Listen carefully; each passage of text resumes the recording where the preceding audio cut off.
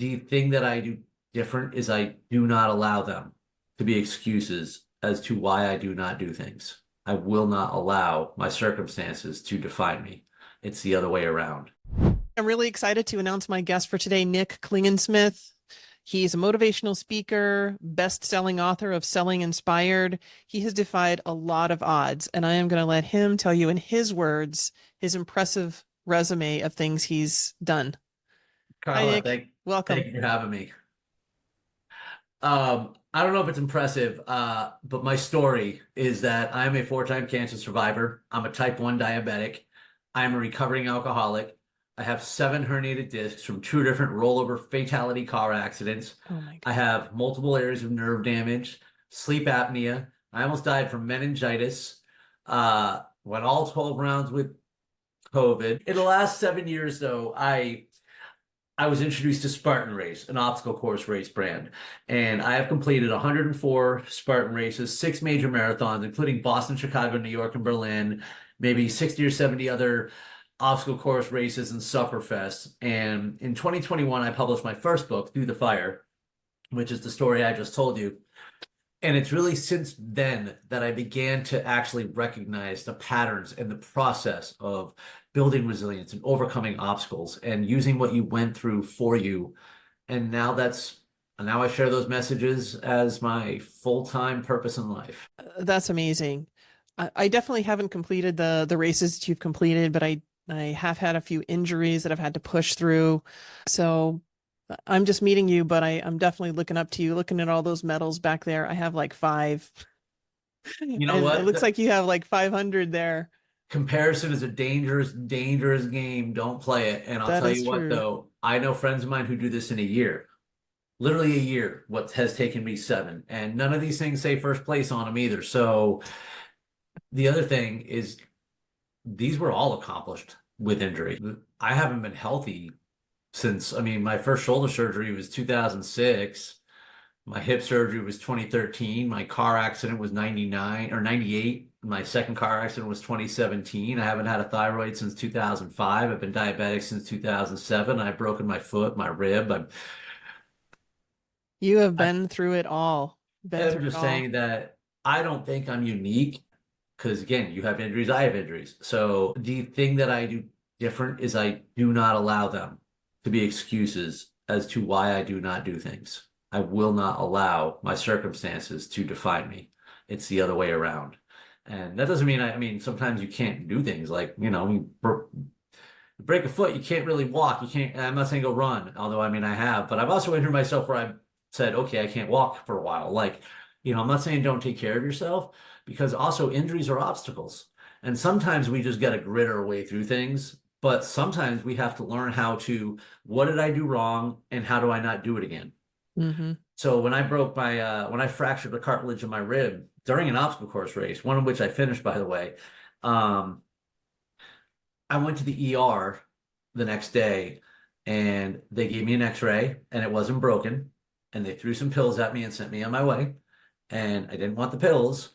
So I was in a lot of pain. There was a big bulge coming off my rib. Something was wrong. So I went to a different ER who took an x-ray, threw some pills at me, and sent me on my way. I called 22 orthopedic doctors. Only one was even willing to talk to me because they all said, oh, broken rib, blah, blah, blah, we don't care. And then everyone else, any sports medicine person I started talking to was like, yeah, just gotta let it heal. And I said, listen, I need to know what I did so I can learn how not to do it again. Because it was a freak accident. I didn't fall. I was twisting and pulling. I was doing something that I had done dozens of times, the same obstacle, the same way. And this time something popped. So injuries to me are obstacles too. When I hurt my hamstring actually in a race last year, I'm like, okay, why did this happen? And what do I need to learn and how to prevent it again? What do I do to strengthen it? What do I do to get beyond it? And that it's just, I'm 45 years old and I might be in the best shape of my life. And that's why, because all these things present obstacles that when we don't run away from them, it makes us stronger, makes us smarter, makes us faster, mentally, physically, spiritually. That's awesome. I'll probably have to talk to you more after the podcast because I just hit 55 right before COVID. I managed to get back in shape. I like to say that I have been an athlete from time to time throughout my life. I've accomplished a lot of things, but the one I'm most proud of is what I call a baby triathlon, which is an entry triathlon where we only swam 50 meters, biked 3 miles, and sort of I put run in quotation marks because I mostly walked the 1 mile. But that was after my nerve injury, after my back injury, still overweight. So And I mean, I was proud of it. I pushed through it. I, Now, I know that you have a number of signature topics that you talk about. I was browsing your website before we got started. You talk about living inspired, the power of resilience, and 10 life lessons from obstacle courses. So I'm curious, what you're going to talk to us today about. well, it all comes down to mindset, and it's actually the life lessons from obstacle course racing. And there's, I always find it's one of the hardest things to explain to people who don't understand. Most people are most people are looking for comfort, and that's why most people are uncomfortable. Most people avoid challenges, and that's why most people don't know how to overcome challenges. Most most people are afraid and won't admit it, and we avoid our fears, and that fear then has control and power over us. And that's where I was. It was 2016. I was 2 years sober. I was dating a new girl that's my now wife. I had been promoted at work. I was a VP of sales. I had 100 people working for me. We were crushing goals, and I had just decisively beaten cancer for the fourth time, Wow. and I was stuck. That was the day my boss asked me to do an obstacle course race with him, and I was like, no, fuck no, that sounds awful. I have no interest in being that uncomfortable. But then I thought about everything I had been through and everything I just told you, and I realized I already was uncomfortable. I had achieved so much and overcome so much just to get there. And now, like most people, I found myself terrified of losing it all, terrified that none of it was real. I didn't realize that I had taken all my grit and all the things that being a constant student, being ambitious and eager and thinking I can achieve things, I had taken so much. And all of a sudden, since I got somewhere, I threw it all out the window for ego and fear. I was living in a bubble. I had created a bubble around myself. I had convinced myself I couldn't run because of my knees, because of diabetes. I couldn't do things or live my life because of sleep apnea. All the issues that I created for myself, that I was a piece of shit because I was an alcoholic, these were just lies that were designed to keep me stuck in place. And so when I did my first obstacle course race, it was transformative. It was absolutely transformative. I'm walking up to the starting line and I'm seeing these people, okay? Other adults, I'm not talking about kids, right? Like people our age group, like walking off the finish line, jumping the fire, and they're covered in dirt and mud and grit and awesomeness. And I wanted to be one of them. And I was eager to get out there. And when I did, I wasn't in a bubble. I was out there in the world, running through mud, conquering obstacles, like bouncing off of trees, in the trail, not on the couch, not in the safety or comfort of my own home. It wasn't me against the world. It was just me out there in the world. And it was liberating because I found out in that moment that everything I had convinced about myself was a lie.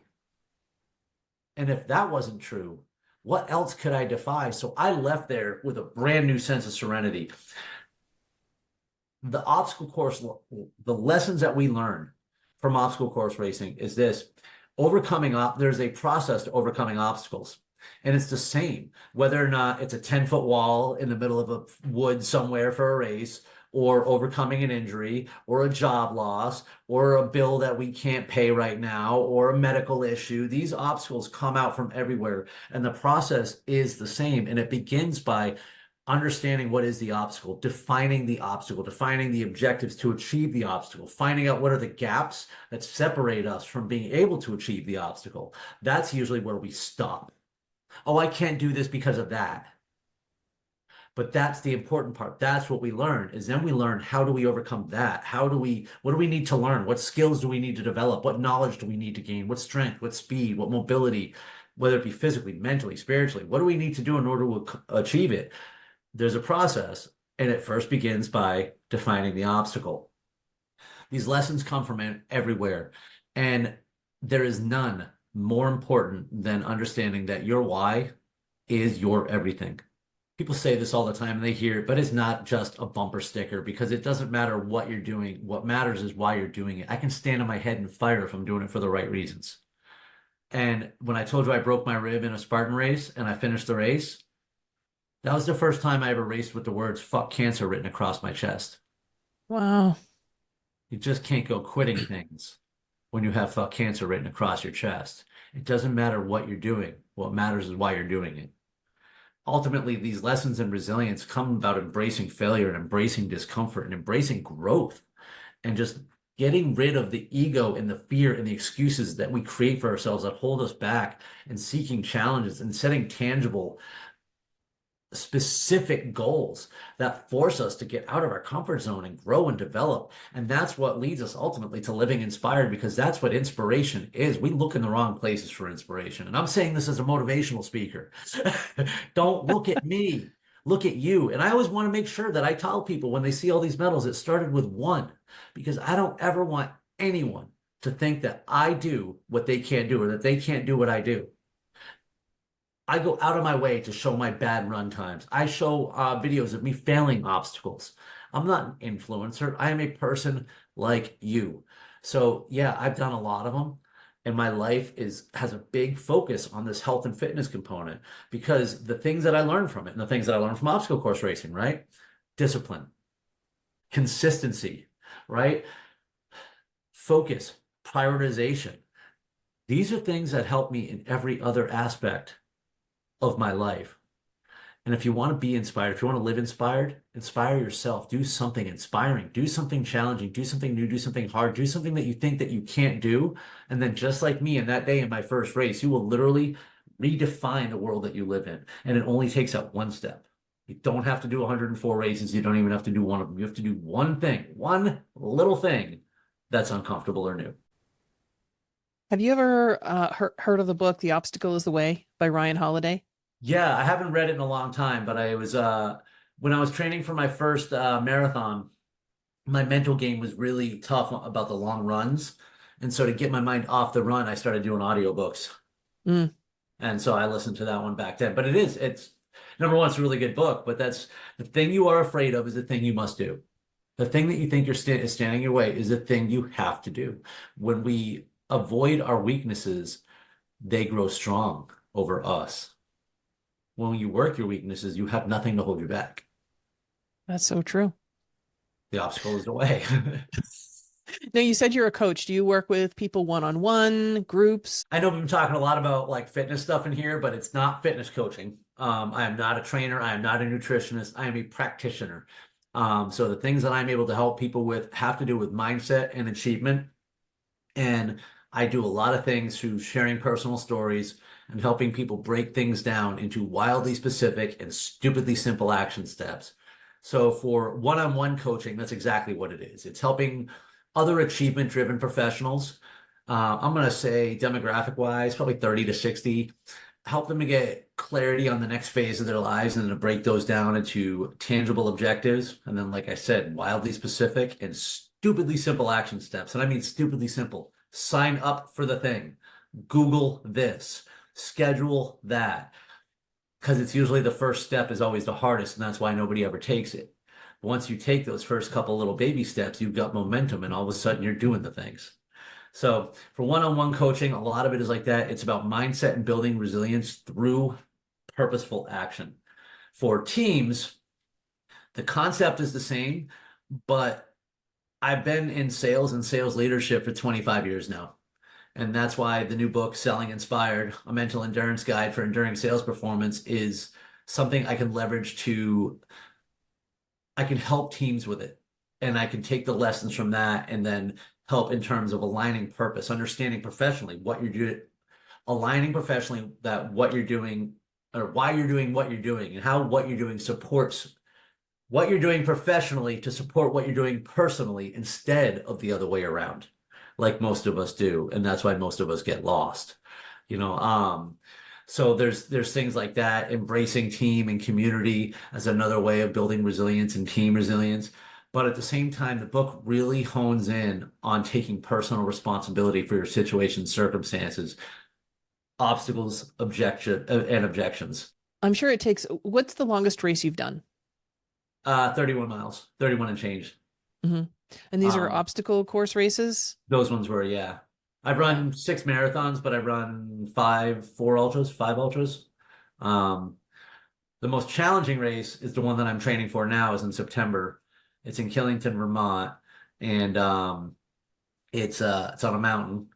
And all told, it'll be about 31 miles, 18,000 feet of elevation, 70 obstacles. And if I'm lucky and I do well, it'll take me 14 hours. Whew.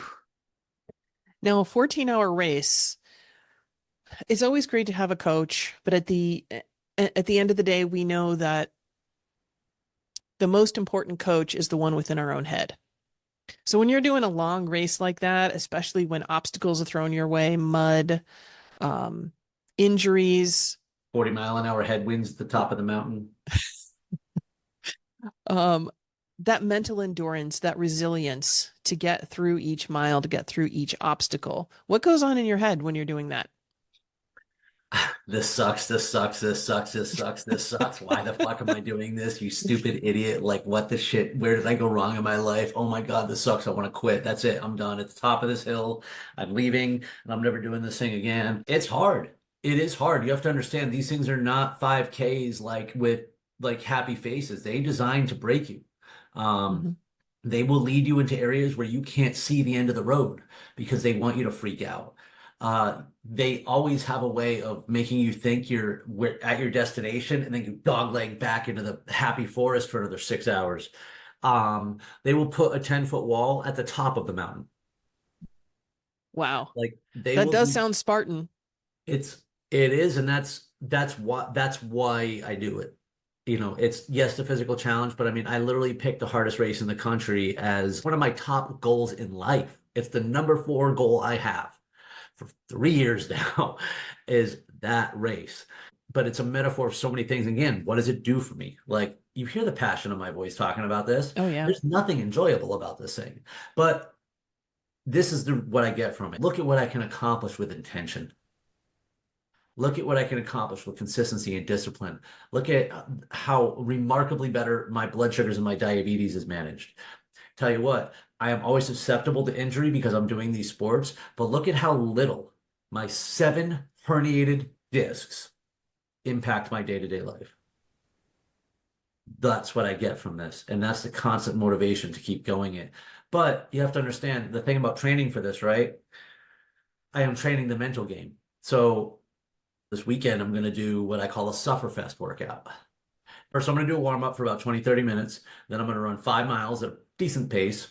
Then I'm going to go over to an overpass because I live in Florida and there's no hills here anywhere. And I'm going to take my 60-pound sandbag and I'm going to go up and down the side of the hill for 45 minutes. Just up and down, up and down, up and down. And then I'm going to go to the park and I'm going to do step ups and squats and box jumps. And then I'm going to do rope climbs for another 45 minutes or so. And then I'm going to do another 5 mile run after all that. The idea is that I want that 5 miles to be the most miserable shit I can come up with because I'm not training. So the way an ultra does is they do one lap of a half marathon distance race and they usually tack on an ultra loop to get a few extra miles. And then you go back out for the second lap, and that's how you complete the whole ultra distance. I know I will complete lap one. So I'm not training for lap one anymore. I'm training for lap two. I need to be on legs that don't feel like they work anymore. I need to be out of nutrition. I need to be thirsty. I need to be tired. Like this part is the mental training. You don't train like that all the time, or you won't train, right? If you hate it all the time, you would never do it. Right. But when you want to train for suffering, you have to suffer. And there is no question as to whether or not I'm going to suffer on that mountain. Suffering is guaranteed. And I want to succeed. I want the suffering to end this time. I don't want to have to carry it with me off the mountain anymore. And that suffering ends when I collect my buckle, when I jump that fire, when I finish that race. So I'm going to intentionally put myself into very uncomfortable situations, which is why, you know what, when I'm sitting in traffic now, it's not that big a deal because I'm sitting in an air-conditioned car for 45 minutes. I'm not running up and down a hill with a sandbag. Things get in perspective real quick. I really love that you shared that you're super honest about what's going through your mind, because you ask some people sometimes and they always have this very cultivated answer, but you're telling the truth. This fucking sucks. Oh, it's going to be awful. I mean, there are times where I love it and enjoy it, but usually those are shorter races and I have no goal. I'm just out there having fun, and I do, and it is fun. But it's, sometimes you go out there and you're like, hey, today's just a workout, right? Hmm. Or I'll do a second lap and I'll do it with my wife and we'll take the camera with us and do some fun obstacles and stuff like that. And there are people that's the only way they do it, and that's fine. I do not judge other racers, but you can't finish that race in Vermont because there's really strict cutoffs. You can't screw around, and it's gonna suck. Now, I do prepare mentally too how to get my head. I actually listen to, and I'm going to start this. Today's what, Thursday? I'm going to start this Sunday night where I meditate. Hmm. I already meditate, but I'm actually going to start when I do my stretching and meditation at night. There's a particular song that I'm going to listen to on repeat because now I start my visualization. Hmm. And this actually worked for me last year, most of it, anyways. But for most of the time that I was out there last year trying this race, this dramatic song was playing in my head the whole time. I was the hero of my own story, and that's how I wanted to see it in my head. And so I did have those moments that kept me going. But I mean, at the end of the day, it's really, I'm just negotiating with myself not to quit the whole time. And this is hard for anybody, but like you said, you've got herniated discs, you've got nerve injuries, you've survived cancer. So that's pretty incredible. Those are the catalysts, without those things, I'm still not winning the race. So those are my catalysts. Those, they don't hold me back, you know. Somebody asked me if I thought I would be better at this if I was not diabetic. And I said, no, if I wasn't diabetic, I wouldn't be doing this at all. Yeah, I think that's what a lot of people don't understand about the intense athlete is a lot of times we're doing it because of what we went through. Now, let me put something into perspective too, because I just told you about one of the two hardest workouts I'm going to do all year. I have one more that'll come after that that'll be hard like that. But besides that, that's an anomaly. Most of Mhm. my runs, most of my workouts are easy runs. Now, I've been doing this a while, so I've built up time. So, an average morning run for me is about an hour, but I'm going slow. I run in low heart rate zones. For me, it's about the total training volume. Most of what I do is not painful. Most of what I do is not intense. The hardest thing I have to do every day is get out of bed when the alarm goes off. I'm So right most there with you, Nick. Yeah. So most of it's not intense, right? I'm training for something different. For the person who just wants to make a change in their life, get up, put on a pair of shoes, and go for a walk. That's the best thing you can do for yourself. Start there. I signed up for one race. My first day of training was like a 2-minute jog followed by a 3-minute walk, repeat 3 times. That was the first day of training. That's how it all started. That's how it should start for anybody. And whether or not you progress or not, whether you want to do other things or not, who cares? But I'll tell you what, good habits are a gateway drug. Hmm. You start doing these little things and they start building up, and then you just want more, and you realize, and I thought about it this weekend because I jumped out the other day, had a bunch of M&Ms and stuff, and my blood sugar suffered for days. And literally on Monday, I felt hungover and miserable. And I thought to myself, why did I call that a reward? Hmm. I Right. did And that was just from M&Ms, right? yeah. What else did I have? I had something else too. That was the junk food, I think. But we had some Mhm. I had some Mexican on Sunday, so a couple things. But I did this DECA event, which is a gym type of Spartan event with like 10 different stations. And it's a different animal for me. This takes 32 minutes and my heart's jumping out of my chest the whole time. And I hate it because I don't like high intense stuff. Believe it or not, give me a 12-hour race all day over a 30-minute race. Hmm. Um, gravitate towards your comfort. I can endure a lot of suffering, but I don't like high intense workouts. I just don't. So some people are different. They're like, give me the red zone and I'll be done in a heartbeat. I'm like, oh, this is going to be awful. But so I wanted to celebrate and reward myself. And for some reason, I rewarded myself with punishment. So now the next thing is I probably won't reward myself with a bunch of sugar that's going to make me feel like shit because it's not a reward. What do you reward yourself with? I just came up with this though, like the other day. I'm now going to make that change. So when you have me back, I'll tell you what I did different. All right, sounds But good. but that's not something that I knew before. You know what I mean? That was something that I systematically started taking those things out of my life because I no longer wanted them in my life. Not because I can't or because they're bad or because somebody else said so, because I feel better without them. right? So I started just taking rid of these things. And I mean, I've cut sugar. I check the ingredients on everything. And if it's got cane sugar in there, I don't buy it. So like I've gotten rid of so much. And so now all of a sudden I'm at a point where having that thing where I'm like, yeah, I get this reward of like indulging. I got to find a different indulgence because it tastes good, but it does not make me feel good. Maybe a So day then at I the got to find something. spa or a movie or, date night or something like The that. fact is, I get the reward from the achievement itself. Hmm. I just told you how much I hated doing an intense thing, right? I did it. And now I know I can do it. Yeah, I wanted to ask you, you mentioned earlier that the important thing is the why. Now, obviously you have a lot of whys, but you keep signing up for more and more events, often more and more challenging. So, what is your deep why? And how do you keep it alive from race to race? Well, I'm going to answer that two different ways because one, I'm very fortunate. Most people don't have what I have. I found my life's purpose. My purpose is to overcome every obstacle and inspire others that they can too, period. So when bad things happen, it's like a game to me now. And I'm not kidding. Job loss, cool. This is what I'm going to do. And then I'm going to tell other people how I did it. Overcome law, like personal loss. You have these injuries, we have sports things, we got other metaphors and whatever. Like, I'm no longer a victim to anything. I will pick a fight with the shit that tries to define me, and then I'm going to show others how they can too. So I found my life's purpose in there. And that's why a lot of that manifests through physical activity.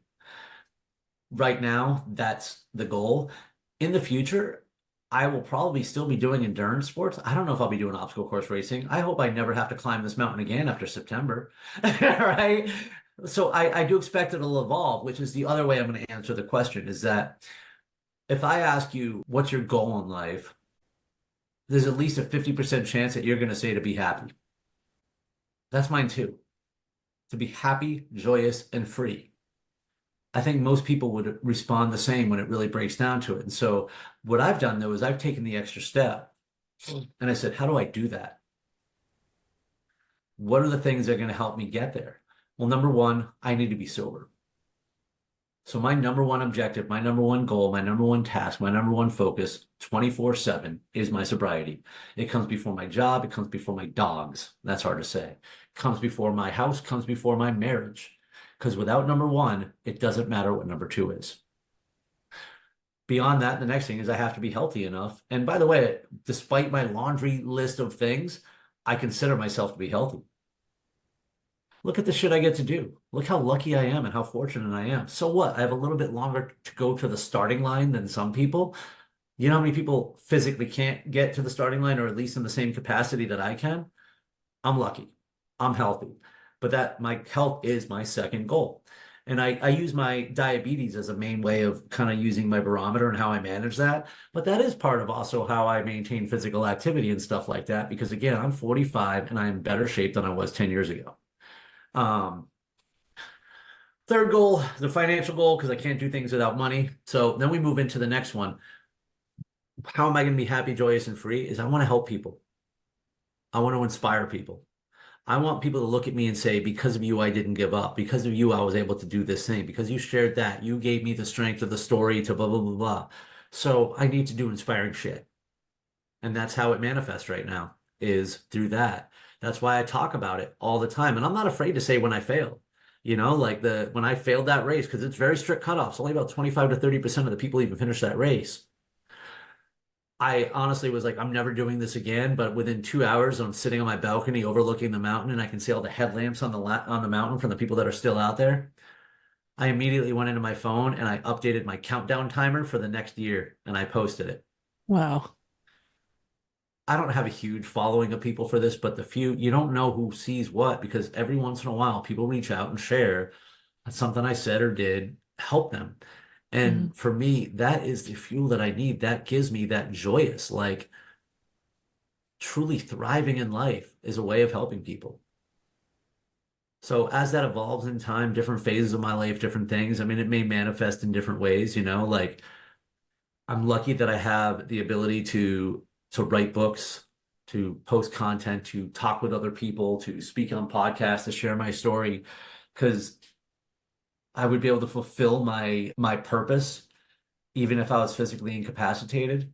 But at the same time, I think that because I'm trying to live what I say, it is part of my lifestyle, and big challenges have to be part of what I do.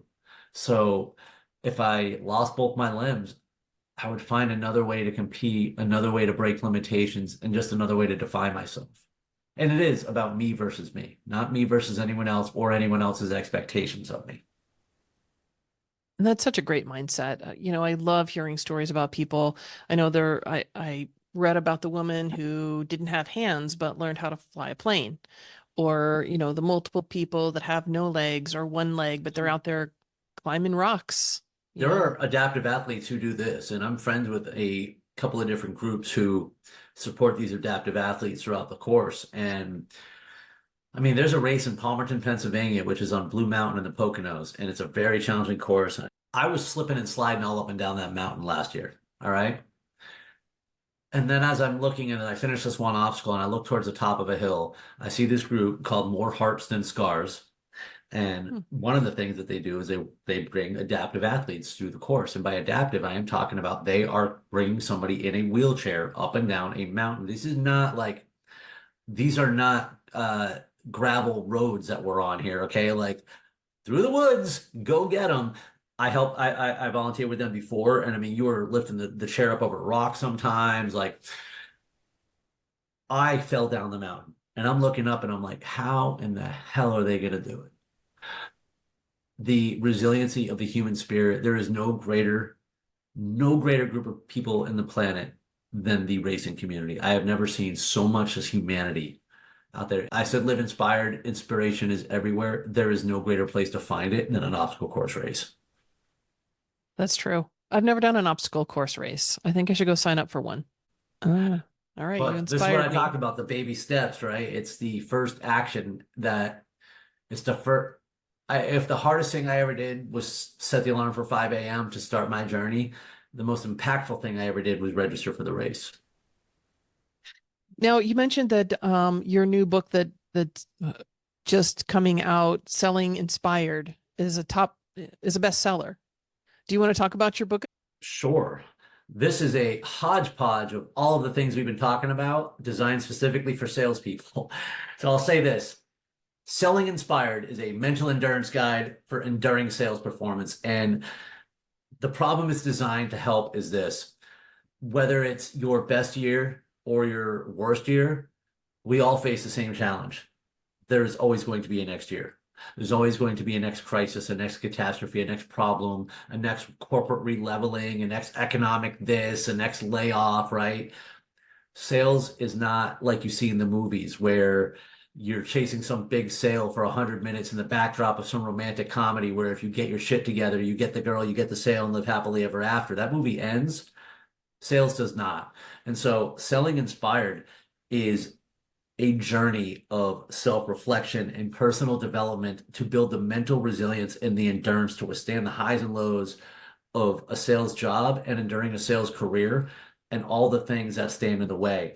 So this isn't a sales book. It's a book for salespeople. It's a book on mindset and it's a book on motivation. Out of the 26 chapters in the book, 5 of them are on sales. Hmm. So it applies to a lot of different people. There is one chapter on overcoming objections. There's like 4 chapters on overcoming excuses. Hmm. That's good. That's really the key, right? Overcoming excuses. At the end of the day, and this is what the book talks about, the greatest excuse, the greatest obstacle we have is fear. And most excuses are rooted out of our fear. And so we go through a process of stripping away all the excuses that we tell ourselves and the things that hold us back to embracing personal responsibility, to setting very tangible and tactical and purpose intentional goals, and then removing all the excuses and all the things that could hold us back, and finally addressing the fear was so hard for me to admit that I was afraid of what other people thought about me, that I was afraid what other people might comment about my success or lack thereof. And then when I realized, wow, I am making decisions off of dumb shit that I can't control based on people that aren't thinking about me at all. That's a really dumb, That's a really dumb reason not to succeed. I love reframes. That's one of my favorite tools. So I always say fear stands for face everything and rise. You know, I like to say that I don't overcome my fears, I move beyond them. And I'm going to Mm. give you an example. I am deathly afraid of snakes. Really big sissy when it comes to snakes. And I spend my weekends running through swamps in Florida, right? I'm afraid of heights and I'm climbing 10-foot walls and 15-foot ropes and 25-foot rigs. I am not less afraid of snakes. All right. If a snake shows up at my front door, I'm like, I'm jumping on a tall object and screaming for somebody to go get it. All right. I'm exaggerating, but still I'm afraid of snakes. But I don't let it prevent me from doing the thing. I'm not fearless. That's a big difference. Courage is being afraid and doing it anyway. And those who think they're not courageous, you have to realize if you did the thing, you just exhibited courage. And when you do it, you become less afraid. And every time we step into fear, just a little bit, we're less afraid. We literally will redefine the world that we live in just from that one little act. I am less afraid of snakes now than I used to be. Like it's like looking fear in the face and getting to know it so that it doesn't have that power over you. Exactly. You know, the other thing is I've learned to voice my fears. That's the other thing too. You know, and if you read Through the Fire, I'm very open and honest about where I would take help on obstacles and what I wasn't good at and stuff like that. But what I've come to realize is that I used to be afraid of what other people would think if I've sucked at obstacles. Mm. I can't tell you how stupid that is. Because what did I just tell you a couple minutes ago? That the racing community was the greatest group of human beings I know. They don't look down on you for that. Most people struggle with obstacles. Just like in real life, most people struggle with obstacles. When did I have to be perfect at something? So as I get better, here's what my demeanor is because you can tell I'm a passionate person Hmm. and I used to be more of an edgy and aggressive person. And I still got it. And every once in a while, I need an outlet for that human being. And rather than yelling at the insurance company, which is used to how I do it, here's what bothers me now is bullies. And when I see somebody, particularly on social media or something, commenting and making comments that are putting people down who may not be able to do all these things, that's where the bad guy comes out a little bit. And I'm okay with that because I don't like bullies. But that said, nobody was ever looking down on me for those things. I talk about life lesson from obstacle course racing is that failure needs to be experienced. And I'm going to give you an example. There's an obstacle in Spartan called the Z wall. And it's kind of what it sounds like. It's a zigzag wall where you traverse horizontally across like crisscrossing whatever. You can't touch the top, can't touch the bottom. You go left to right or right to left.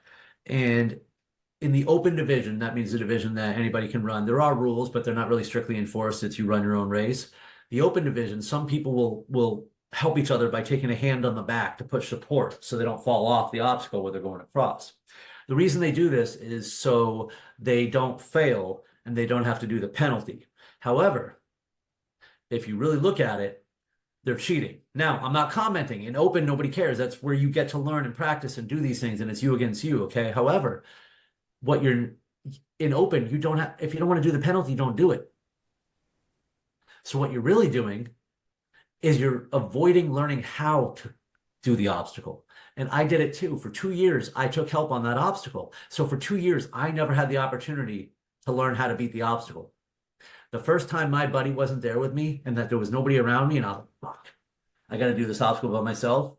And I did it and I succeeded. And I've never had to learn to look back. And now I know how to do it. So if you're afraid of it, you need to do it because failure holds us back. Fear causes failure. My fear of failure caused me to take help on the obstacle, which by definition was failing the obstacle.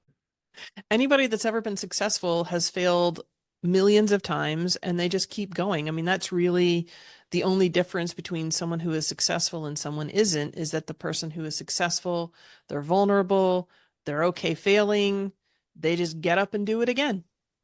I'll make a more of a real life example too. So my former boss, who I'm very good friends with, and he's very successful with his company. And last year when I was leaving my job um, to pursue what I'm doing now, I was talking to him about timing and stuff like that. And he's like, listen, I don't want to give you the wrong advice here.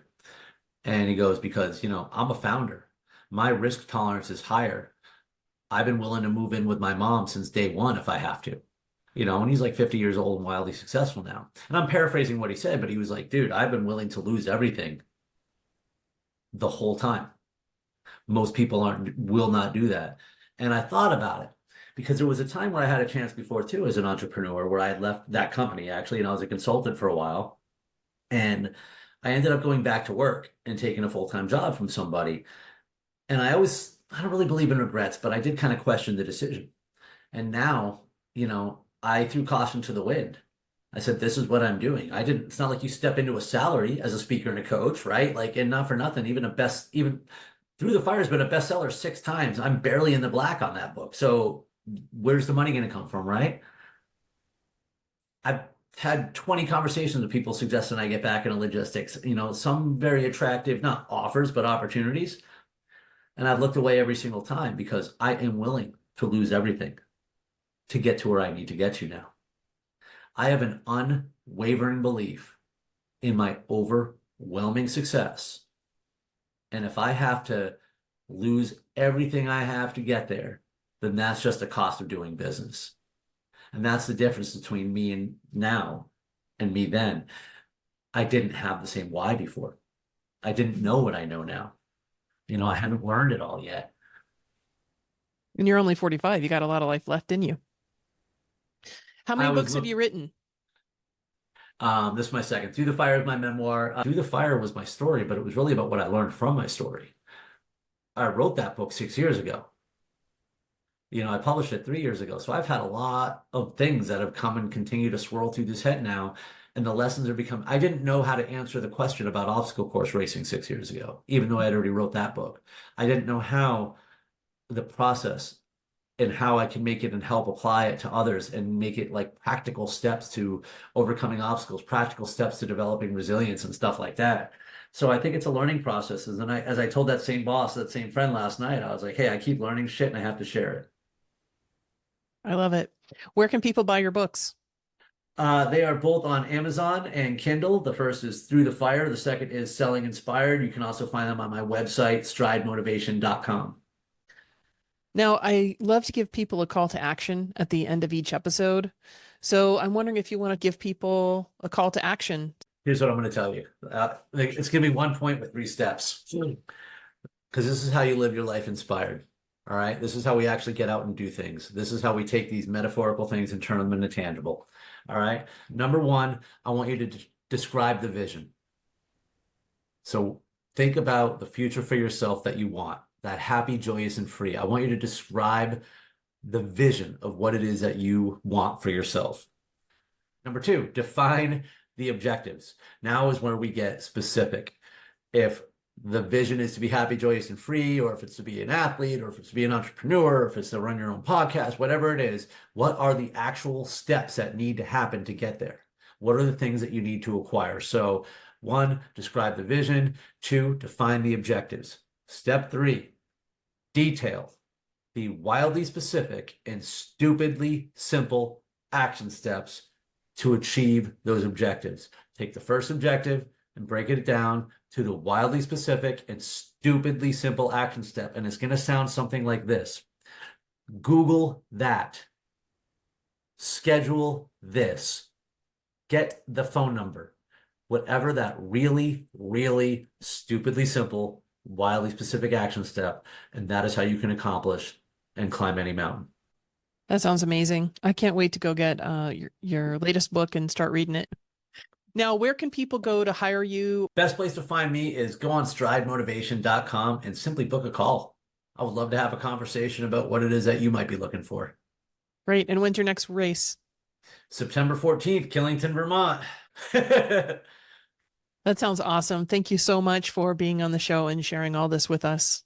Carla, thank you for having me. Hey, everybody. As always, thanks for listening, and I hope you got something fun and useful from today's episode. If you know anybody who would like to listen, please hit that share button to help us grow. Have a great day.